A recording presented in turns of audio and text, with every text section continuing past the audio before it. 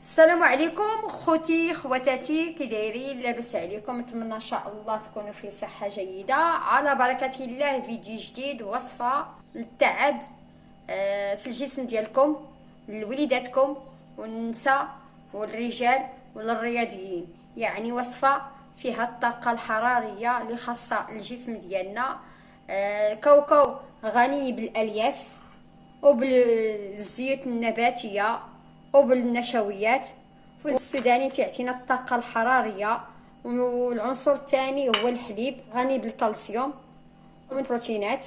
يعني الحليب يكون بلدي، الا ما كانش نستعملوا الحليب ديال الخناشي اللي تيتباع في الحوانت. وندوزو للطريقة ديال هاد الوصفة. بهاد الطريقة راه ساهل. نقشروه، نحيدي ليه الجلفة، وناخذ الكميه القليله اللي غادي نستعمل. وغادي ناخذ هذه الكميه اللي غادي نطحن، تنبغيها ثاني نطحن ثاني جديد. يعني من احسن طحنوا كوكو وديروه في شي قرعه ديال الدجاج تكون معقمه.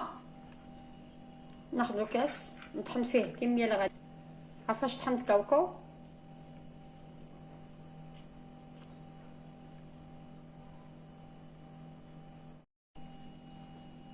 ناخذ كاس الحليب، ناخذ 2 معالق ديال الكوكو ونخلطوها مع الحليب.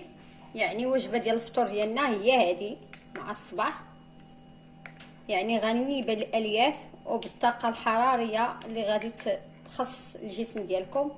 ما شاء الله. ها هو، وفي امان الله وحفظه. حتى الفيديو الجاي باذن الله تعالى. وشكرا على المتابعين ديالي في القناه.